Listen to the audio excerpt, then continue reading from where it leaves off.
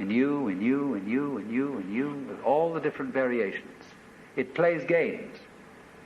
It plays the John Doe game, the Mary Smith game. It plays the beetle game, the butterfly game, the bird game, the pigeon game, the fish game, the star game. Just like these are games that differ from each other, just like backgammon, whist, bridge, poker, pinochle, or like waltz, mazurka, minuet, and so on. It dances with infinite variety. But every single dance that it does, that is to say, you is what the whole thing is doing. But you see, we forget it.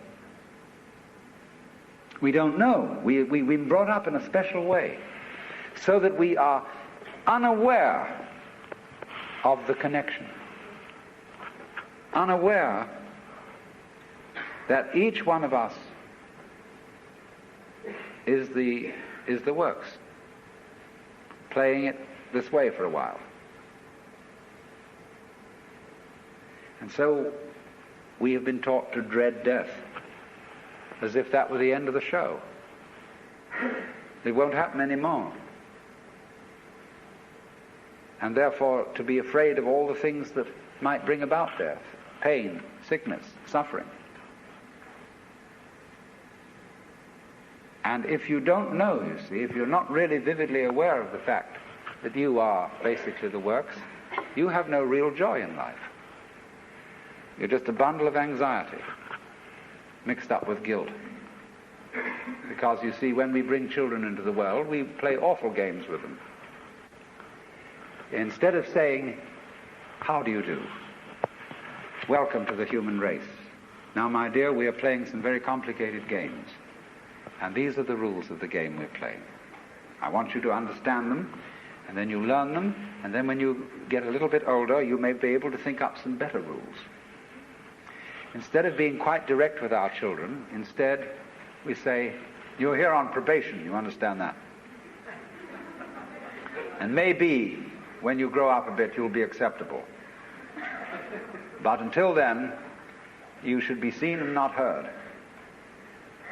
You're a mess. And you've got to be educated and schooled and whipped until you're human." So that these attitudes which are inculcated into us in infancy go on into old age. The way you start out is liable to be the way you finish.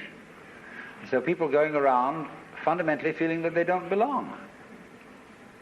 Because their parents said to them in the first place, "Look, you don't really belong here. You're here on sufferance. You're on probation. You're not a human being yet." And people feel this right on into old age. And so they figure that the universe is presided over by this awful kind of God the Father parent, who, yes, has our best interest at heart, is loving, but who spares the rod spoils the child. Whom the Lord loveth, he chasteneth. So everybody's sort of, when's it going to hit next? So don't feel that they belong. So we get this ghastly, what I call Christian ego. It's a little bit Jewish too.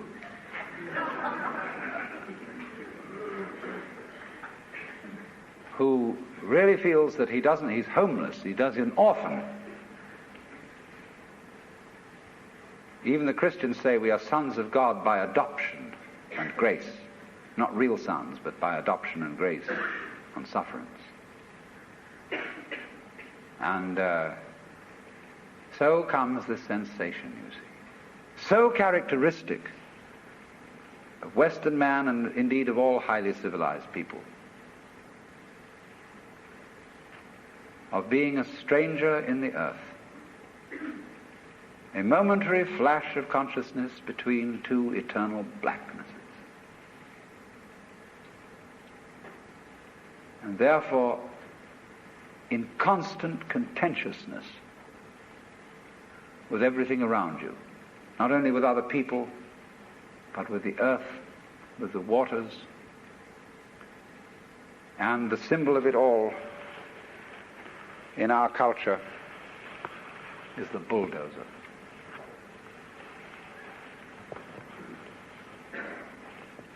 Where I live, aboard a ferry boat, there is opposite us, across the water, or was opposite to us, some lovely hills. They are going to put houses there. But they are going to try and put the sort of houses you would find in a suburban tract lot, on a hill of all things. Because a good architect can make a house fit the hill. He doesn't have to destroy the hill to put a house on it. And if you want to live on a hill, obviously you want to live on a hill. And you don't want to destroy the hill by virtue of living on it. But that's what they do, especially in California. Because Texas is kind of flat, and they don't have to do that kind of thing.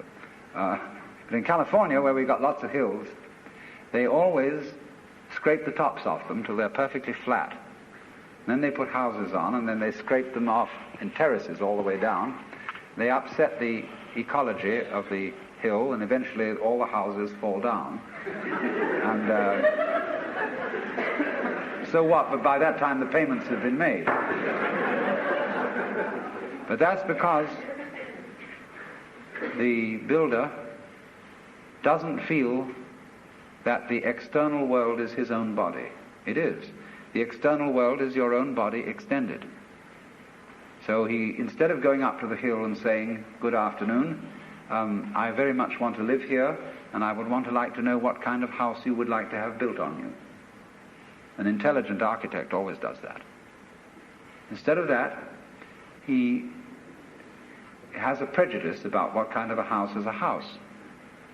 And he has to make the hill submit to this prejudice. So he has to ruin the hill and get rid of it, pretty much, then put the house on it. He's absolutely out of his mind. And he's out of his mind because he doesn't realize that the external world is his body. When he realizes that, he'll get his mind back. Mind back. Mind back. Mind back. Mind back.